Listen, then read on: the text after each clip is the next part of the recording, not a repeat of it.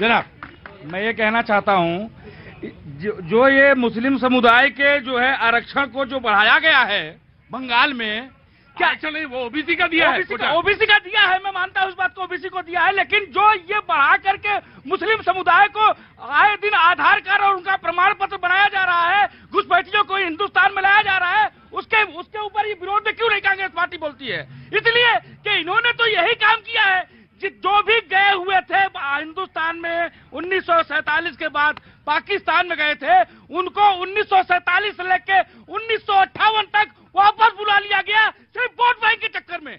मैं यही पूछना चाहता हूं, कांग्रेस पार्टी इस बात पर एक्शन क्यों नहीं लेती है? 2014 से पहले भी इन्होंने यही खेल किया है। और रही बात यह कि जो ये आरक्षण पे मुद्दा बनाया, जी देखिए, झूठ की फैक्ट्री से जो प्रोडक्ट निकलता है ना, वो भी झूठ ही निकलेगा, बिना किसी तथ्य के। अब बहस हो रही है, उन पे तथ्य होता पेश करते कि इन लोगों को आरक्षण मिला, इतने % आरक्षण मिला। मैं दे देता हूँ, रुकिए। बंगाल में आरक्षण का लाभ पाने वाले 91.5 लोग मुस्लिम पढ़े, तो वही तो उसी में तो बहस है। पंजाब में सुनिए, पंजाब में ओबीसी के लिए कोटा 25% है, मगर सिर्फ 12% ओबीसी समुदाय को आरक्षण दिया जा रहा है। राजस्थान में 8 जिलों को आदिवासी जिले में घोषित कर दिया गया, जिसमें ओबीसी के लिए कोई आरक्षण नहीं है। ये तथ्य कहां से आए? दूसरी बात, ये तथ्य कहां से आए? हाँ। ये तथ्य आए, राष्ट्रीय पिछड़ा वर्ग आयोग को 2018 में संवैधानिक दर्जा मिला। एनसीबीसी ने फरवरी-मई 2023 के बीच इन राज्यों का सर्वेक्षण कराया।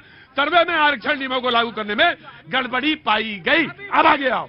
ओबीसी की इतनी चिंता कर रहे हैं। अब ये तो तय हो गया कि ना कि बहस काहे के लिए हो रही है। सुनिए, वो तो मैंने देख लिया, हाँ। लेकिन इसका कोई तथ्यात्मक आंकड़े नहीं है, उनकी लिस्ट होनी चाहिए कि हाँ इन लोगों को मिला आरक्षण। तो जातियां आप कहें तो 118 जातियां पढ़ दूं मैं। दूसरा मैं पढ़े दे रहा हूं। अभी लोकसभा में जितेंद्र सिंह इनके मंत्री हैं, उन्होंने जवाब दिया, उनसे पूछा गया कि लोकसभा में जो सचिव स्तर के लोग हैं वो कितने हैं, तो अतिरिक्त सचिव 93 है, जिसमें एक भी ओबीसी नहीं है। 5 SC है, 6 ST है, और जहां तक संयुक्त सचिव की बात है 275 संयुक्त सचिव हैं, जिसमें से 12 SC हैं और 11 ST हैं। उसमें बताइए 15 केवल ओबीसी हैं। तो ये बता रहे आरक्षण की दुनिया में चिंता कर रहे हैं, और लेकिन इन्होंने एंगल वही ढूंढा हिंदू। नहीं, ये सवाल ये नहीं है।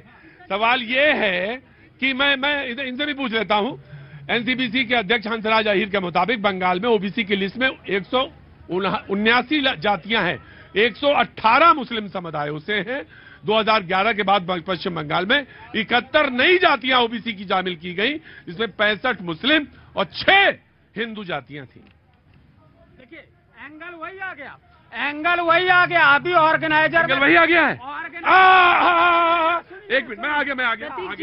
ये जो आज SC ST की राजनीति कर रहे हैं, जो SC ST समुदाय की बात कर रहे हैं, ये सेक्युलर राजनीति जो है अपने बंद गलियारे में ये लोग पीछे से करते हैं मुस्लिम तुष्टीकरण। सबसे पहले मैं मुसलमान हूं, और मुसलमान जो इस्लाम का मूल सिद्धांत है उसमें जातिवाद है ही नहीं, उसमें जातियां ही नहीं होती। लेकिन तुष्टीकरण करने के लिए और अपनी राजनीतिक समीकरण को बनाए रखने के लिए ये इस्लाम के मूल सिद्धांतों के अगेंस्ट मुस्लिम तुष्टीकरण करते हैं, और ये सब लोग आज खामोश है। और देखिए किस तरह से, देखिए कहां पे तीर निशाने पे लगा, और ये बोली। ये सवाल पूछ रही, इनको पूछने का अधिकार है, पूछने दीजिए। मैं इनसे पूछना चाह रही हूँ कि कभी बंगाल गई है? वहाँ पे मैं मुसलमान खड़े कर दूं और हिंदू खड़े कर दूं, ये फर्क बता दे मुझे कि कौन मुसलमान है कौन हिंदू है। बिल्कुल भी नहीं, मैं मुसलमान हूँ, मुझसे ज्यादा जानती है क्या ये? क्योंकि कांग्रेस की है तो मुस्लिम तुष्टीकरण के नाम पर ये बात करेगी। देखिए, मैं आपके समय पे नहीं बोली थी, तो जब आपको मौका दिया जाएगा तब झूठ बोलिएगा। अभी सच बोलने का समय है, अभी सच का समय है, सच बोलने दीजिए। आपकी तुष्टीकरण की राजनीति की पोल खुल रही है। मैं मुसलमान हूँ जिसने कलमा पढ़ लिया। इस्लाम के मूल सिद्धांतों में किसी भी तरह की जातीय भेद नहीं होता। आप टीवी चैनल पर बैठ रहे हैं, जो मौलाना वर्षों से बैठ रहे हैं, उनके मुंह से आपने बात सुनी होगी, इस्लाम जाति के विरोध में है, और ये यहाँ पर बात कर रहे हैं क्योंकि इनको अपने तुष्टीकरण की राजनीति करनी है। बात करते हैं SC ST की राजनीति, लेकिन पीछे से तुष्टीकरण करने के लिए SC ST का हक देते आया। अरे रुको, बार बार हाथ उठाते हो, जब आया था तब तो बोले नहीं। जी जनाब अली, कहां से आना हुआ था आपका? भोपाल से बोलिए। मैं तो ये बोलूंगा कि भारतीय जनता पार्टी सरकार में सिर्फ बांटने का काम कर रहे हैं। भारतीय जनता पार्टी में से बांटने का काम हो रहा है। मुद्दे से भटक रहे हैं, देश की जनता को गुमराह कर रहे हैं, जातियों पे बांटने का काम कर रहे हैं। इनके पास कुछ नहीं है, इन्होंने कुछ नहीं दिया। महंगाई चरम सीमा पे है, युवा बेरोजगार है। मध्य प्रदेश में 3 साल में मात्र 21 नौकरियां मिली हैं। अभी डाटा आया है, बताइए 18 साल से भाजपा की सरकार है मध्य प्रदेश के अंदर, लोग बेरोजगार है, वहां पर एक भी एजुकेशन का हब नहीं खुला है। आज आप देखिए क्या स्थिति है जी। ग्लोबल वार्मिंग चल रहा है, देख रहे हैं तूफान आ रहा है। कहा गया है कि जहाजों को डुबो दे उसे तूफान कहते हैं, जहाजों को डुबो दे उसे तूफान कहते हैं, तूफानों से जो टकरा जाए उसे बेरोजगार कहते हैं। अच्छा एक बात बताओ, कुर्ता रोज बदल के आ जाओ तो कभी थोड़ी ना, कभी तो वही रहोगे कल वाले ही ना। नहीं, लेकिन तुम सोच रहे थे कविता, तुम सोच रहे थे कुर्ता बदल लेंगे तो कभी बदल जाएगा, कभी वही वहाँ आया। कली वाले तो मैं पहचान गया ये। ऑफ कोर्स ऋतु आप जवाब दीजिएगा।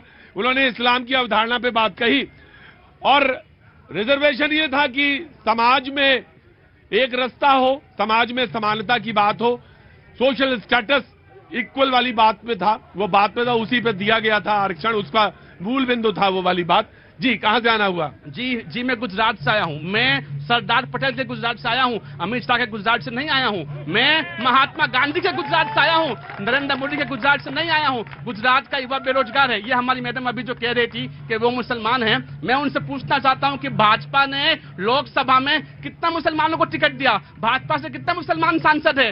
भाजपा मुसलमानों को सिर्फ म्युनिसिपालिटी पर ही टिकट देती है। म्युनिसिपालिटी, जिला पंचायत, जहां लोकसभा विधानसभा की बात हुई वहां मुसलमानों को टिकट नहीं देगी, सिवाय मुख्तार अब्बास नकवी और शहनवाज हुसैन के। और कांग्रेस से कितने मुसलमान सांसद है? पूछिए वो हमारी जो मुसलमान की मसीहा बनी फिर रही है। मुसलमानों की जो मसीहा बने फिर रहे हैं वो बताएं, सवाल का जवाब दे कि आखिर कितने मुसलमानों को टिकट दिया। ऑफ कोर्स परेशान मत हुआ करिए जब तीखे सवाल आया करें, सवाल जब तीखे आया करें तो अच्छे लगते हैं। मैं गुमशुदा के बारे में भी बात करूंगा। वक्त छोटे से ब्रेक का, ब्रेक के बाद फिर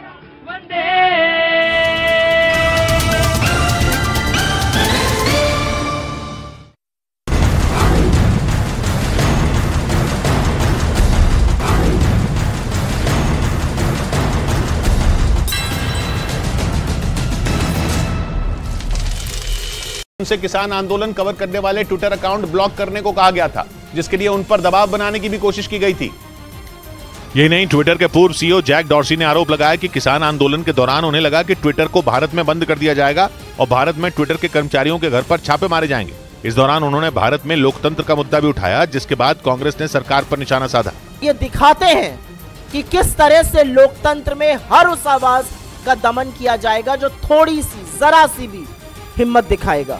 लेकिन सरकार ने दो टूक कह दिया कि डॉर्सी ने झूठ बोला। जो कहा गया है वो झूठ और